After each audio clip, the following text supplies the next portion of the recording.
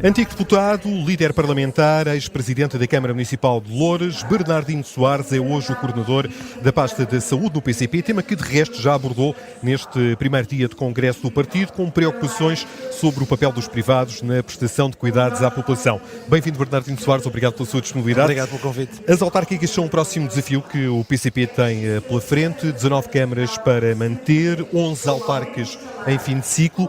Gonçalo Caroço é o candidato escolhido para Loures, Câmara que, como dizia, já foi por si liderada. Abraçar o desafio autárquico noutro município é uma hipótese, é uma possibilidade?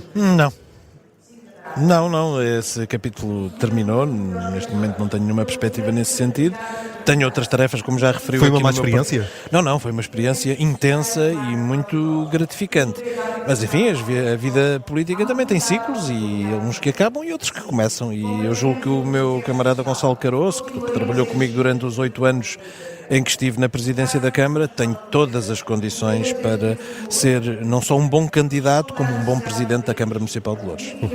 Não a uma candidatura autárquica neste momento, neste contexto, ou não para sempre a uma candidatura a um município do país? Sei lá, daqui a 10 anos o que é que vai acontecer, não é? Mas não está nos meus planos, nem nos do meu partido, portanto, quanto sei, não é? Portanto, não me parece que essa seja a perspectiva para o curto e médio prazo. Falando aqui em fasquias, qual é que, vamos perguntar pelo objetivo mínimo que o PCP pretende atingir nas eleições do próximo ano? É manter as câmaras que temos e reforçar com novas presidências de Câmara e novas maiorias em câmaras municipais. E também reforçar, que é uma dimensão que não é pouco importante nas autárquicas, a nossa presença em freguesias, em assembleias de freguesia, eleição de vereadores onde não temos vereadores e podemos voltar a ter, ou mesmo mais eleitos em assembleias municipais. E isso é muito importante em muitas regiões do país. Numa região onde nós tenhamos menos influência, eleger mais gente, alguém ou mais gente para a Assembleia Municipal é muito importante para a nossa intervenção. Portanto, as eleições não se resumem apenas às presidências de Câmara. Eu sei que isso é o que depois, na contabilidade da noite eleitoral, é o mais valorizado. Mas para nós as eleições autárquicas são mais do que isso. É alargar a nossa presença nos órgãos autárquicos, em todos eles, em todo o país. Vê alguma coisa ou seja, desta vez, o que é que pode correr melhor ao PCP? O contexto é mais favorável ao PCP do que há 4 anos, em que no saldo total ainda perdeu, neste caso, presidências de Câmara, que é o tal parâmetro mais fácil de avaliar.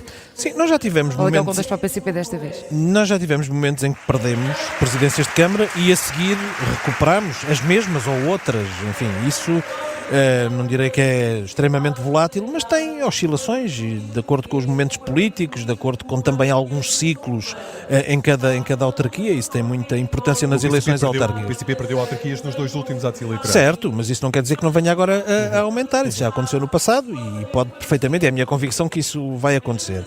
Nós neste Congresso temos falado muito de virarmos para fora, tomar a iniciativa e ir aos problemas concretos, ao contacto com as pessoas. E não há coisa melhor para as eleições autárquicas do que isso. Isso é uma coisa que nós fazemos sempre, não é só nas eleições autárquicas, mas é particularmente importante numa batalha que se joga na base, no território, nas populações, nos bairros, nas ruas, nas cidades, e para isso nós estamos particularmente bem preparados. Deixe-me só perguntar, porque já agora, como falava, depende um bocadinho do ciclo político também, e neste Congresso tem-se falado de um ciclo que não parece favorável ao PCP, pelo menos ouvindo as pessoas que passam aqui pelo Congresso, falam muito em dificuldades, em resistência, em tempos em que é preciso contrariar, seja a ofensiva que o PCP acha que vem de fora para dentro do partido. Portanto, é um ciclo particularmente difícil. Como é que isto se contraria? Sem dúvida que é. Mas quando falamos nessas dificuldades, não é para darmos como adquirido que não vai haver avanços políticos e eleitorais. É exatamente o contrário. É, conscientes dessas dificuldades, procurar ultrapassá-las e demonstrar que é possível ultrapassá-las.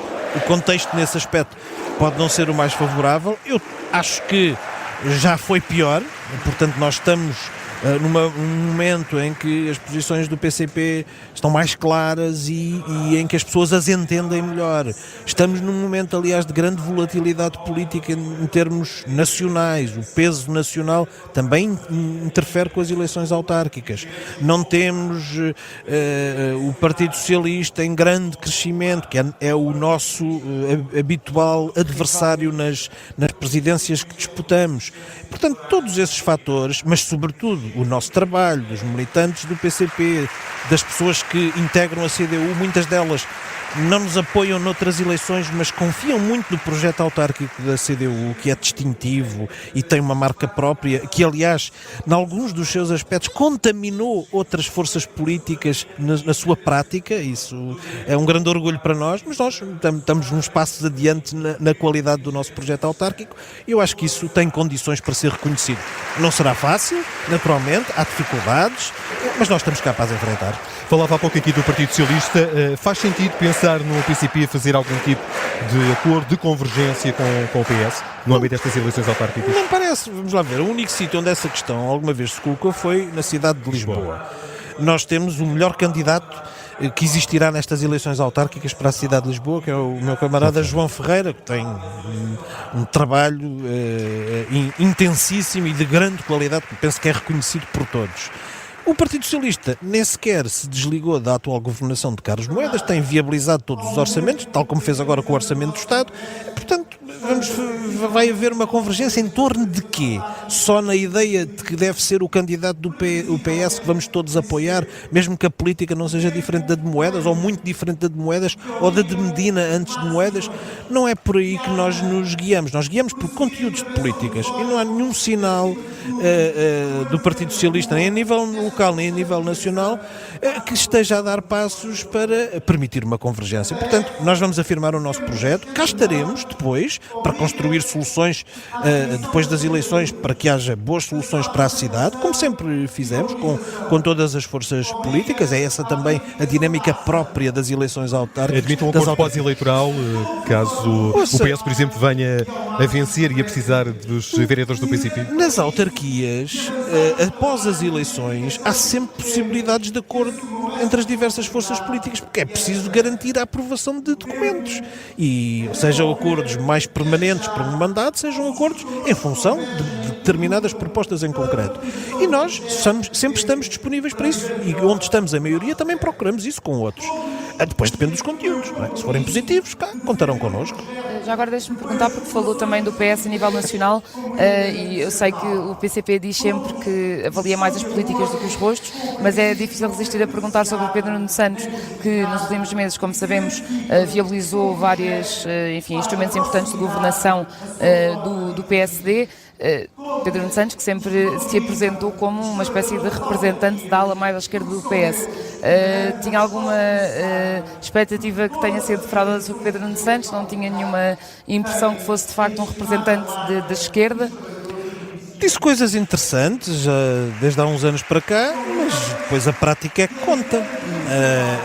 E ele foi ministro do governo de António Costa no tempo da maioria absoluta e antes disso foi era ministro no tempo da geringonça? Sim, era secretário de Estado, não é? Participou na negociação, mas foi um tempo muito específico e irrepetível.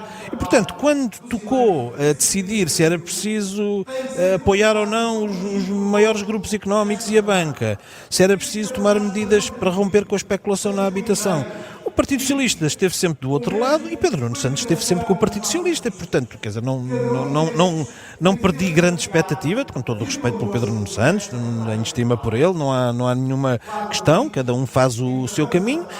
Mas vamos ver, o PS aprovou o orçamento da baixa do IRC, viabilizou, para ser mais rigoroso.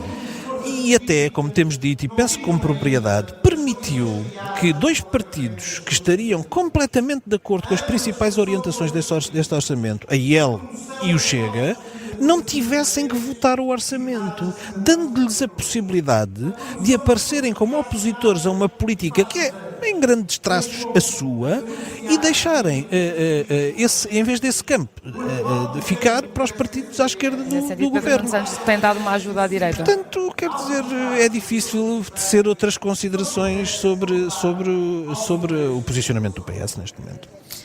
Íamos perguntar também sobre outras eleições que são as presidenciais, de que muito se fala nesta altura. O PCP já definiu se a ideia é ter um candidato próprio, está aberto a apoiar candidatos também da esquerda que congrega apoios mais alargados? O PCP vai intervir com a sua voz própria nestas eleições. Se vai ser como candidato ou não, isso depois veremos. Ainda há muita água para correr debaixo das pontes até se tomar uma decisão sobre essa matéria. Sobre outros candidatos, eu penso que é preciso haver alguma maior definição de quem é que se perfila e depois avaliaremos. Os pré-candidatos, que já são muitos, que já que se vão circulando esses nomes, algum o impressionou ou nem por isso? Olha, eu já disse algumas coisas publicamente sobre o pré-candidato Gouveia e Melo e esta semana tivemos mais um episódio, uma coisa que eu qualifiquei numa televisão como uma exorbitância da sua função como chefe militar em função da sua pré-candidatura presidencial. Hoje, esta semana, foi a revista da Marinha. Mas já houve o televisionamento da reprimenda dos marinheiros no Funchal, que é uma coisa absolutamente descabida. Já houve o anúncio de que havia navios russos e que isto era uma situação sensível que a ser verdade, devia ter sido feito pelo Primeiro-Ministro, pelo Ministro da Defesa, não pelo chefe de Estado-Maior da Armada. É talvez o chefe militar, eu pelo menos não me lembro de outro, que mais entrevistas, declarações, depoimentos tem dado. Ele às vezes diz, como agora disse há uns dias, que está em função militar e não fala. Está sempre a falar. E, portanto, eu acho que há aqui, de facto, um posicionamento que não me parece o mais correto. Deixe-me só perguntar por candidatos que são mais da área da esquerda, ou seja, António José Seguro, Mário Centeno, Augusto Santos Silva, nenhum desses... Vamos ver o que dizem. Vamos ver sobretudo o que dizem em função da Constituição, que é o nosso critério fundamental. O Presidente da República jura sempre cumprir e fazer cumprir a Constituição. Vamos ver se algum deles vai dar garantias nesse sentido. Até agora nenhum deles deu. Bernardino Soares, muito obrigado por ter vindo a este Direto ao Assunto da tarde política da Rádio Observador. O antigo Presidente da Câmara Municipal de Loures, neste dia em que arrancou o 22º Congresso do PCP aqui em Almada.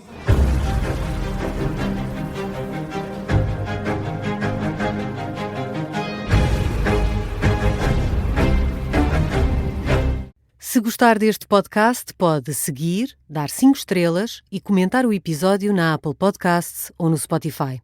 Pode também subscrever e gostar no YouTube. Assim recebe uma notificação sempre que houver um novo episódio.